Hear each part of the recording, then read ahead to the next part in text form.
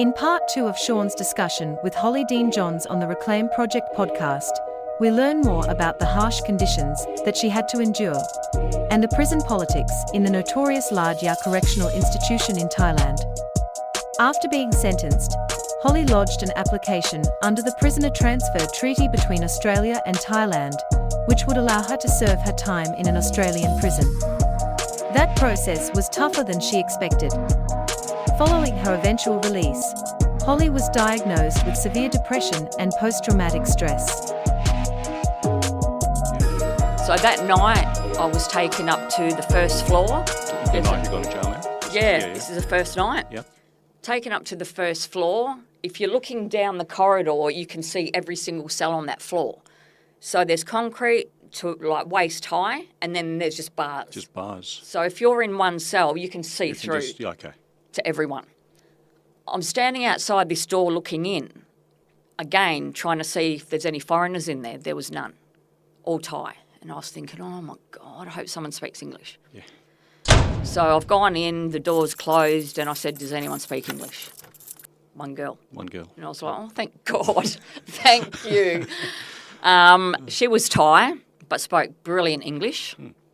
She was what they call the mother of the room. So she was in charge of who slept where.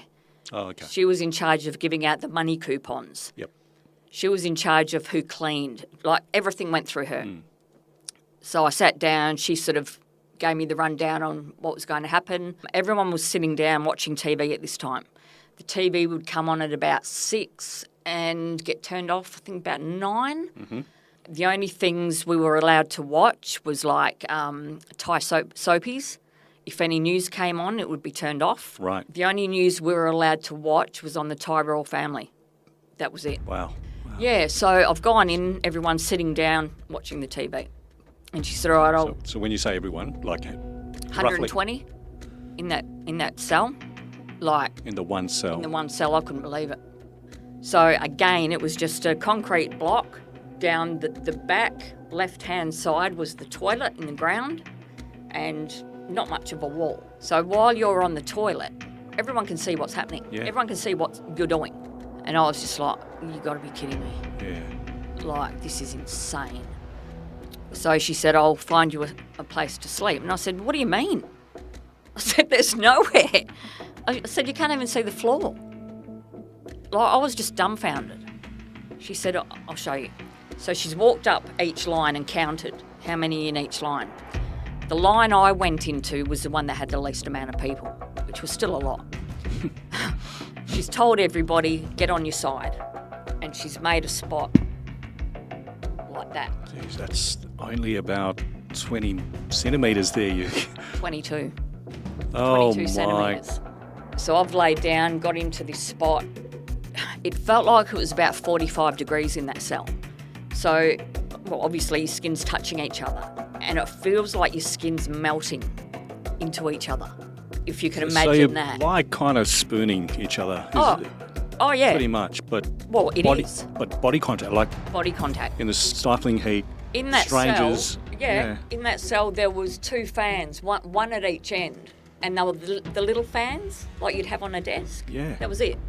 And you had bedding. You had No, bedding. No, I had nothing at that stage. You could, at the shop, buy, I don't know how to describe them. You see them at the lockup here when you go into the cells. The grey blankets, those grey itchy blankets. Those itchy, woolly. Those. So you could buy those. So I bought one straight away. I'd fold that in half, and that's what I would lie on. Right. So you're not lying on the wooden floor. Pillow, at least? You could buy pillows. You could buy pillows, yeah. Not a normal pillow. You would have to get them illegally made in one of the factories. So these were illegal pillows. Really? Yeah, you couldn't buy pillows. In regards to the toilet situation, I didn't go to the toilet in that cell for a month.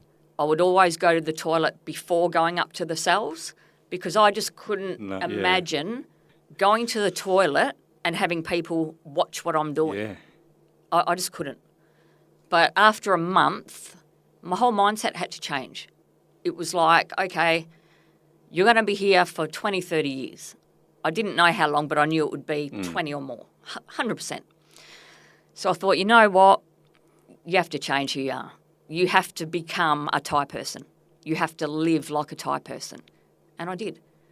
Where were you sitting then with your health as well? Because you were just coming off, or was heroin readily available, or drugs were available? This is a really funny thing. By the time I got to the jail, I wasn't hanging out. I was fine now. I used to be a smoker. You can't smoke in the women's prison, but you could in the men's. Yeah, okay. So I wasn't using anymore. I wasn't smoking anymore. I went there totally clean. But the first thing I did was, who sells gear here? That was the first thing I wanted to know. Yeah. So there were two sections. One section where I went was the remand section, where there's 2,000 women. In the other section, there's 4,000 women, and that's where you go when you're sentenced. So all the foreigners were in that other section.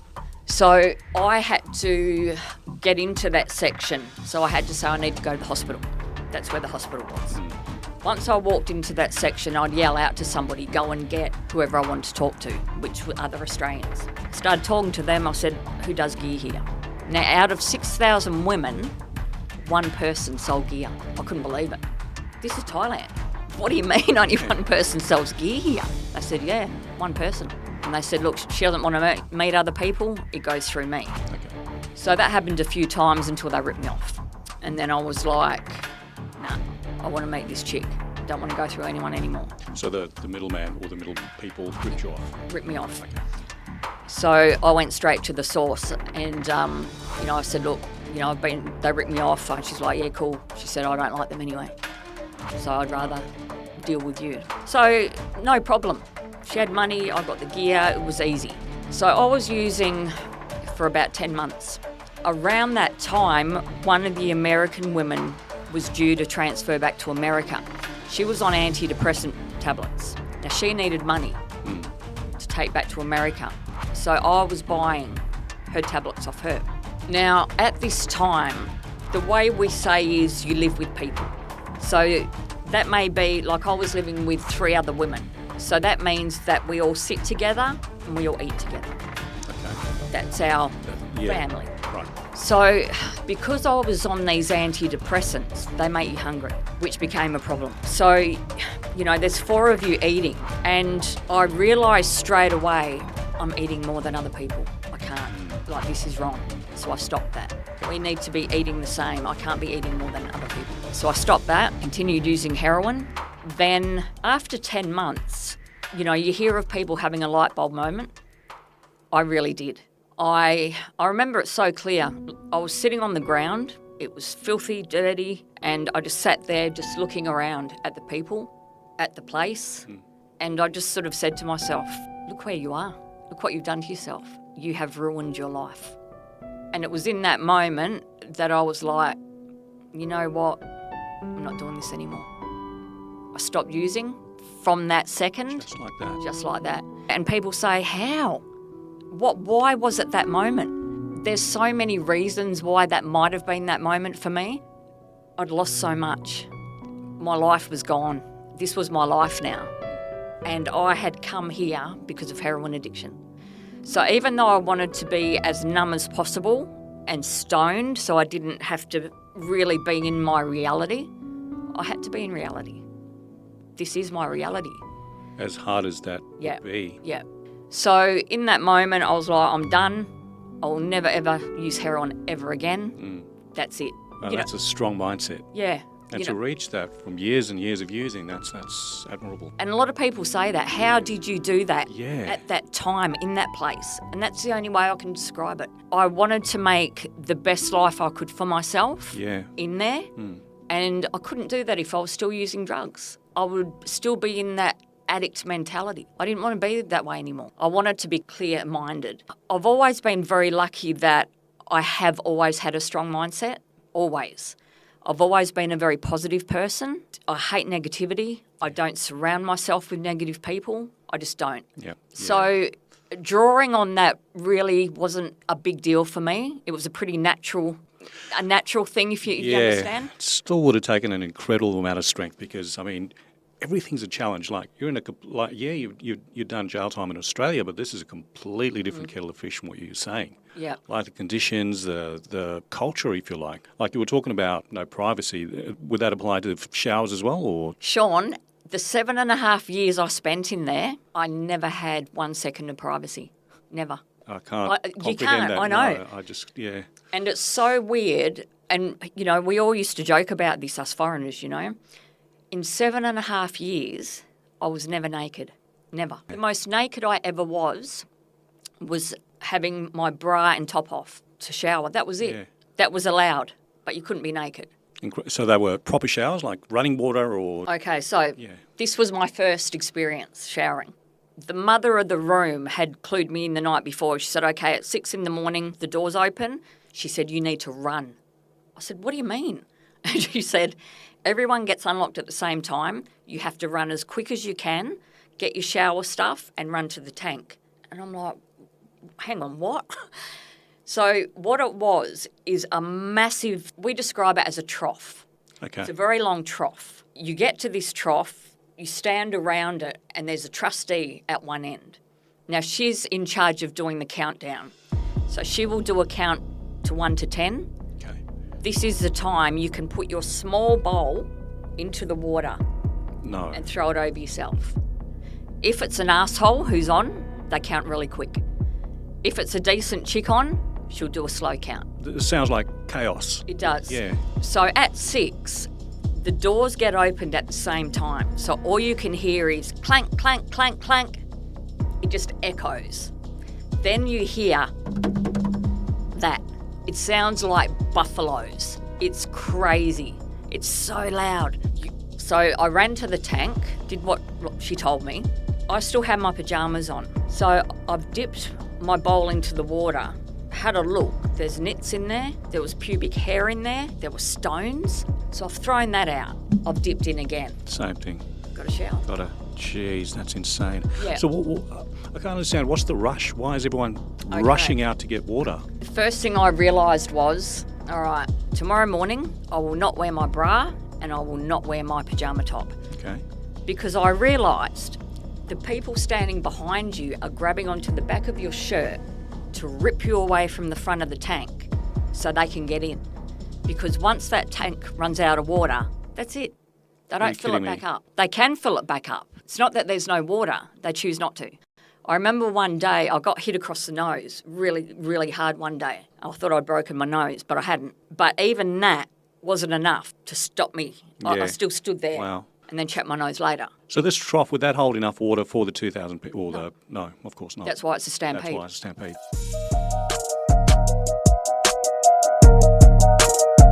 So that 10 months before you decided, okay, I'm going to stop using, what was the update with your case? And still going to court every 12 days, which was, it was such a pain in the ass. I don't get that. I don't either, but that's how they do it there. That's how they do it. Every 12 days. So that in itself was mentally exhausting because this is a whole day thing. You're up at 6, go to the court, sit in the courts till 6 in the evening. It was a lot every 12 days. So nothing was happening with the case because Bob wasn't pleading guilty. What about consular visits? Were they regular or visits from the embassy? So visits from the embassy were monthly, but not from the actual consular officials. What they did was they had what was called a prison visitor. So these were people that worked for the embassy whose job was to go out to the prisons, visit the Australians, do food shopping for them, whatever needed to be done. So the lady who I first met, she was doing the role of prison visitor for about 4 years. Her and I are still friends today. She would go well above and beyond what her job was. Yeah. She treated us like family. That's great. She really loved us. Terrific. And we loved her. When she told us she was leaving, all of us were devastated. Really devastated because as well as being a true friend, she was just everything to us. Yeah. And we all knew that whoever took her place Should be irreplaceable. wouldn't come close. Yeah. And unfortunately, that was true. In the end, I ended up saying, look, don't even come and see me anymore. Really? There's no point. I'll give you an example. One guy who started doing the job, we get this visit once a month and they're not buying stuff with their own money. It's our money that they have. So I would say to them, look, we only get these visits once a month. Can you come before lunch? Because the shop out the front that you shop from is fully stocked. If you come after lunch, there's nothing left. Yeah. This guy came out after, this letter that I sent him. He came out, it was about 3 PM. I said, mate, what are you doing? I asked you to come in the morning so you could shop for me. I said, did you go to the shop? And he said, yeah. And I said, oh, what did you get off my list? And he said, bag of chilies and some limes. And I said, are you serious? He said, yeah, there was nothing left. And I said, yeah, no shit. That's why I asked you. Yeah. Please come in the morning. And I said, you know what? Don't come and see me anymore. There's no point. Because I thought those visits was something you'd be looking forward to, We were. Yeah. Because that's all we had. Yeah. Like one visit, one month. What about family contact? Were you allowed phone calls or no? No. No. This But is, they could, if your family came to Australia, to Thailand, they could come in and see you, or they could. they could. Okay. Yeah. So the normal visits there were like 10 minutes. So that's like separated between a huge corridor. You're behind Perspex glass. You're talking into a microphone that may or may not work. You're shouting to each other. So you can't really hear 10 minutes. If you had an embassy visit or family from home, they could get a special embassy pass, which meant you could go into a better room for 2 hours. You'd talk behind Perspex. Another thing about phone calls, which wasn't funny at the time, but it is now, they brought in a thing years after I'd been there. They said, okay, you can make phone calls now. Everyone was like, oh my God, I can ring home. And they said, okay, whoever wants to make phone calls, fill out this form. You need to deposit money into this account and you can have phone calls. So all the foreigners were like, oh my God, this is amazing. And they're all doing this paperwork. And they said, aren't you doing it? I said, no. And they said, why not? You can talk to your family. Yeah. And I said, you guys are crazy. And I said, you have been in here for so many years already. Don't you know how their minds work by now? I said, they're doing this to get us excited, to get us to give them money. And I said, you aren't going to get phone calls. They didn't believe me. And is that what happened? That's what happened. Yeah. Wow. And none of them got their money back. Now, these phone calls were for 3 minutes, they were telling us. And I said, look, even if it is true and it does happen, which it won't, but even if it did, why would you want to put yourself through the trauma of listening to your loved ones' voices for 3 minutes, then having to hang up? Why would you do that to yourself? And what about, like you said about the shop and all that kind of stuff, what was the food supply like? Was it supplied by the prison, like 3 square meals a day? Or They did have that because there were a large amount of people who didn't have money. So, yeah, they had government food. But if you didn't have to eat it, you wouldn't. It was full of stones. It was full of hair. I found stilo in it once. Disgusting. Luckily I did have money, so I could buy food from the shop or get it made illegally. Everything there is about who you know. Everything's about money. So I learned very quick that I had to align myself with people that could help me. You need to be proactive about that. I'd imagine you need to go and source the right people. Oh, 100%. In that section at the start, there was 10 toilets in the yard for 2,000 women. 10 toilets. You would have to wait in a line and there would be a trustee at the head of this line saying, okay, you go now, you go now, you go now. In later years, 4 more toilets were built. Generous, wow. They went all out. Yeah, all out, man. Yeah.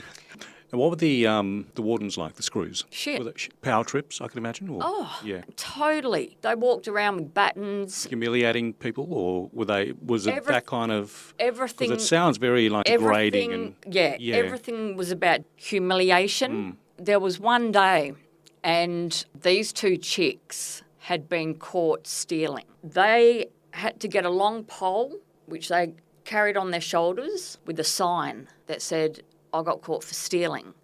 They had to walk around the whole jail all day with that sign, all day. Other punishments were standing out in the sun, standing on a table, holding a bowl of water over your head. One thing that I was just totally shocked by when I first saw it. So, for example, if we came back from court and somebody had bail and they were getting out that evening, so you'd go back, you'd eat, you'd have a shower before going up to the cell. If you're due to get out on bail, the screws will say to you, strip naked and run around that tank 9 times. For what reason? For their amusement. Because they would do it, I'd imagine, because they don't want to step on any toes, like, hang on a second. And they would be too scared yeah. not to. It's a totally different culture. Everything is the opposite to how we think. So think of something that's totally normal and flip it around, Yeah. and that's what you're dealing with. You had to take that kind of, you had to, like you said, you had to become Thai. You had to change your thinking to To a point. So this is a main difference that myself and all the foreigners could see. I hate using this terminology, but it's the best way I can describe it. Us foreigners would look at the Thais like they were sheep. Okay. They would Very do good whatever line, they were yeah. told without hesitation. They wouldn't even question anything. Foreigners, no way. If we didn't agree with something, if we questioned anything, we'd question it. We were not Yeah, those people. That submissive kind of... No way, that's not how we are. Yeah. That bite you in the arse, though, did that come like with the screws? Were they extra hard on you for that? It depends. It depends who and... Okay, yeah. So there was one time, right? So, okay, if I had a visitor and they wanted to put money onto my prison account, they did that, they'd write, okay, Holly Deane-Johns, Dan Mai, that's where I lived. Announcement got made this day and they said, okay, from now on, whoever has a visit that deposits money onto their account, if they don't write what building you're in and what cell number, you will be punished. And we were all like, what? Well, that's out of your control. The next day I had a visit. The visitor put money into my account and obviously didn't put my cell number or my building number because I hadn't told them yet. We'd only been told this the day before. A few days later, about 15 of us get called up to the office and I'm thinking, this is weird, like what's going on? Okay, you will all be punished because you all had money put on your books and they didn't write your cell number or your building number. And I was like, are you for real? We haven't had time to let our people know. Absolutely. Too bad. So we were all told to meet where the shit pit was. So all the waste would be down in this pit. Now, the people who usually did this were trustees. They'd grease themselves up, go down into the shit pit and bucket out the shit. That was now our job. That was our punishment. So you had 3 years of this in remand. Yeah. Yep. So that the sentencing date, did you know that was coming up or how did that play out? Yeah, I did know, and I didn't know that my family knew. So as I'm walking up to get sentenced, I could hear my name getting yelled out, and then I saw my younger brother and sister.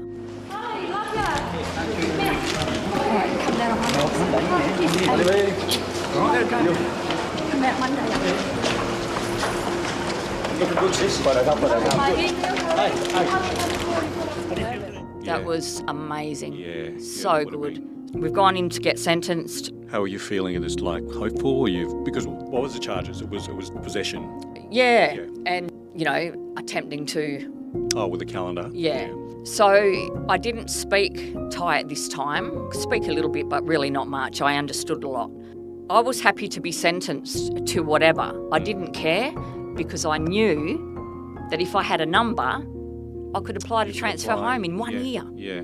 So I thought I understood the sentence, but I've turned to the embassy bloke and said, am I right? Did I just get that? And he said, yes. Okay. So I said to my brother and sister, I got 31 years. This is amazing. My sister's crying. Yeah. Would have been. How is this amazing? She said, Yeah. this is terrible. I said, it's not. I said, I can be home in a year and a half. Again, good mindset on your part. Unfortunately for me, though, that didn't work out the way I thought it would. I applied to transfer home once I'd hit 4 years, waited for 2.5, 3 years. I got knocked back. Now, you gotta remember that once you apply to transfer home, mate, 6 months, people are gone. The Americans were so great with their people. They had them out so quick. See, I was under the impression we were too here in Australia, but it was lagging on our side. Is that what you're saying? Yeah, because Wow. the person in charge at the time knew my history, and a couple of the reasons she gave for knocking me back was, one, it was likely to cause public outrage. That was one. I would likely reoffend once I got out, and WA is not a dating service for prisoners. What does that mean? Well, at that time, my now husband, was back in jail in WA. Okay. So if I was taken back to WA, we would have inter-prison visits once a month. So when the embassy came to give me the news that I had been declined. I thought he was joking. I said, yeah, right. And he said, no, I'm serious. You got knocked back. So this is in year 4 of your... No. No, this is... I applied. Once I hit 4 years, 1 year goes by, 2 years go by, Oh, my... 2.5 years have Gosh. gone by.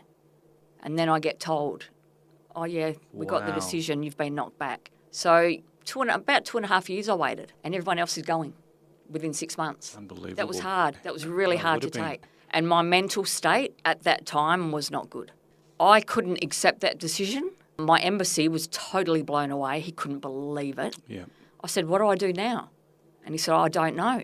And I said, what do you mean you don't know? Yeah, surely there's... He said, this has never happened before, ever, anywhere. Was there an appeal process? Was there... Oh, I yeah, appealed it. Yeah. My first thought was, well, I have family in Melbourne. I'll apply to go to Melbourne. Luckily for me, my husband's family are amazing and never gave up on me. Wow, that's great. They were going to Parliament House all the time. A few of my good friends also were collaborating with them, trying to do whatever they could to get the decision reversed. And it eventually got reversed after I'd been there about 7 years. Hello, Rick Arden with you. Holly Deane-Johns, the Perth woman jailed for 31 years in Bangkok for heroin trafficking, has been released from a Thai jail. The 36-year-old is still in the Thai capital waiting to board a flight to Perth. Deane-Johns has served 7 years in jail and will spend the next 5 years in Lardyao Women's Prison. Sorry, I just want to ask the main prison, if you like, were the conditions worse than the... Same. Yeah, same. Yeah. Same kind of politics as well with the prisoners? Yeah. The only difference was that there are more foreigners. I can imagine you'd form quite strong friendships with people. 100% you do, because you're all living this same traumatic existence, and you all try and help each other. And how were you dealing with that horrible place? Like... I read a lot. You read a lot. Read a just lot. one day at a time. Yeah. Thankfully, we were allowed to get books in. So a lot of us foreigners were huge readers. That was how I escaped. We were allowed at another time to get Walkmans in.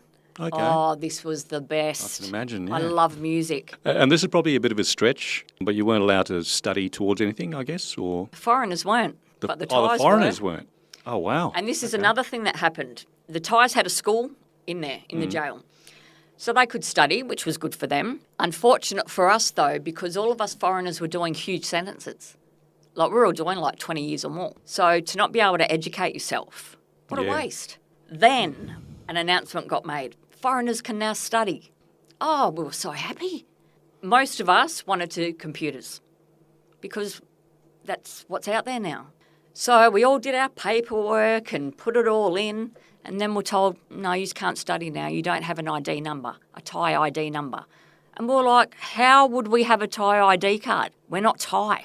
So again, something's given and that's taken away. Were you ever at a point where you thought, okay, you are now a breaking point? Yeah. 100%. Yeah. That was about the last 6 months. I was not doing well. Only the last 6 months? Yeah. Really? No, actually, it goes back to the day I was told I was rejected. Yeah. That day for me, that was the beginning of my spiral. I wanted to cry in that embassy room, but I didn't. Held it back. I don't know how you did that. I don't want people to see that side of me. Vulnerable. Vulnerable. Yeah. So I walked out of that visit room. It was a long walk back to where I had to go. And I still remember it. I was walking, but my vision was blurred because my eyes were welling up with tears. I could hardly see. I got back to my building. I sat down with my friend. I just cried, just let everything out. That was the beginning of my mind starting to not be right. Optimal. Yeah. And it was quite scary as well, because when I would look around at other people who had been there for a long time, I'd look into their eyes and there was nothing anymore. There was no light. There was no life. There was just nothing. Yeah. That was scary. And I was scared that would be me. So after that initial, you're not going, I then, okay, what now? And then I started, okay, what do I have to do now to get this reversed? So now I was on a mission. Okay, so that's good because there's no like self-harm thoughts like you had in the lockup. No. There's okay, good. No, it's Good. just, okay, I'm going home. How am I going to do it? Excellent. And the embassy were in your corner? They were Look, the embassy were great, Yeah. you know, and they all just felt just so sorry for me. Yeah. They couldn't believe it. They'd say, you're an Australian citizen. How have they done this to you? And it's not like you were coming home to freedom. No. Like you still had to Another serve some 5 time. years. Yeah. So, yeah, I ended up getting the okay, and thankfully I did when I did, because my mind was just wound so much it was going to snap. I knew that. I felt it. Look, self-harm in jail in Australia as well, it's fairly it's very commonplace. real, but it's very real. But under conditions like that, it'll be amplified, I'd imagine. And how you kept it together is, I take my hat off to you, honestly. The amount of strength that would have taken. But you got the okay, but there were conditions attached. What was first raised was for me to go home and serve 3 years. Okay. The lady in charge at the time didn't want that. She said no. If she wants to come back, she serves 5. The minister here said no. I signed. I said, yeah, I agree. And I got home about 6 months later. And there was no Thailand at the time they offer pardons, and were you in that conversation? Yeah. I had applied. I had submitted all my paperwork for a pardon. So that was in the work. Obviously, I didn't get a pardon in Thailand. But when I was transferred to Australia, I could still be pardoned. Oh, so it still applies It even still if you're applied, here? Okay. even here, yeah. And during the amnesties, whatever time is taken off a particular crime, I would get that as well. So during amnesties, they were like, okay, if you've been charged with this crime, you get this amount off your sentence. Right. So that has still applied to me as well. Unfortunately, I did the full 5 years and then got out on parole and completed the parole. So your dad was, because your mum passed when you were doing time here. Yes, and my father passed away while I was in jail in Thailand of a heart attack. That was really hard, you know, as well, because I never saw my dad after I got arrested. He wouldn't come.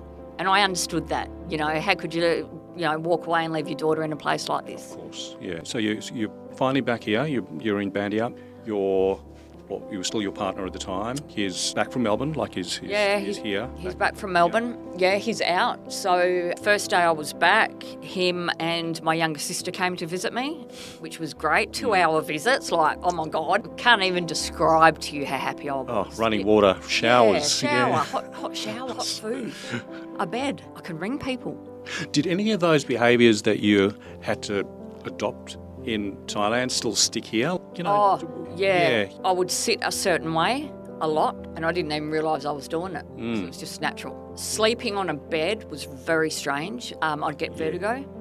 Sleeping with a pillow, like a normal pillow, was very strange. A lot of the nights I didn't sleep with one. Everything took getting used to again. You did your 5 years here, plus, you did some parole time. So that would bring us to, 2013, 2012? 2012, December to yeah. 2012, I got out. From 2012 to now, that would have been quite a journey in terms of healing. Yeah. Yeah, reassimilating, self-discovery, that kind of stuff. Yeah. I actually thought I would have a hard time adjusting when I got out after, being away for 12 and a half years. But I walked out and just walked straight back into life, like I'd never been away. Really? Yeah. I was quite surprised. Shopping centres, Went to the shopping centre straight away. So I was really fortunate in that respect. Fortunate as well that I had great family. I had great friends. I had a lot of support. Was there a delayed reaction to the trauma that you'd witnessed, been through, experienced? Totally. After I'd been out about 2 years, mate, life was great. I was just living life and getting on with it. I woke up one morning crying my eyes out. I had no idea what was going on. I'd be driving down the street in my car and just start crying. I didn't want to leave my house. I didn't want to talk to people. I didn't want to see people. I just wanted to be alone in my own space. I decided to go to my doctor, who'd been my doctor since I was a little kid. And he said, Holly, you've got depression for one and severe post-traumatic stress. And as soon as he said those words, it clicked. Well, that makes sense. How did you feel? Did you feel better that it had a label, or Yeah. that you can make now sense of it? Yeah. And then- yeah. 100%, because Yeah. I really thought I was losing my mind. He put me on antidepressants. I was on those for 2-3 years. I went back to my doctor and I said, I'm fine. I want to get off these. I thought I was fine and getting on with things quite well. I couldn't see what everyone around me was seeing, and they were like, you're not. I went back to the doctor and he smiled when I walked in and he said, I knew you'd be back. I need to be on it. I'm fine with that. And I know I'll be on it till the day I die, and that's fine. I did a lot of counselling. Oh, a lot of counselling. That has got me to such a good space. And without the counselling as well as the medication, I wouldn't be who I am now. There's no way. Yeah. I had to deal with a lot of stuff. Not just did you completely walk away from heroin, but you've completely turned all that pain and adversity into positive endeavour now, because like we were talking offline, you really feel a strong, not urge, need to help others now. Oh, need. Look, I need to do this. Yeah. I need it for me, and Because you've gone ahead and you've got formal qualifications in that space now. You know. yeah. Well, that was one of the great things about being in prison in Western Australia. Yeah. You can study. Yeah. Everything's available to you. You walked away from the drug life so abruptly. Any temptation to embrace that life back? Oh, no way. No temptation. Oh, none. You know, that was one chapter of my life. Now I'm starting my new chapter. This new chapter is going to be amazing. So you've penned your experiences, Holly's Hell. Yeah. Aptly called Holly's Hell because it really, Yeah. honestly, and you've only scratched the surface of the conditions you had to put up with for 7.5 years, you know. Yeah. It's on an audiobook as well. Oh, it's on audiobook? I read Yeah. the audiobook for it. Oh, did you? Yeah. Oh, perfect. Look, thank you so much for being authentic and sharing so much of this, really candidly sharing your experiences. Thanks. No, I appreciate you Yeah. having me on. It's been great. Yeah. Thanks, Holly. Thanks.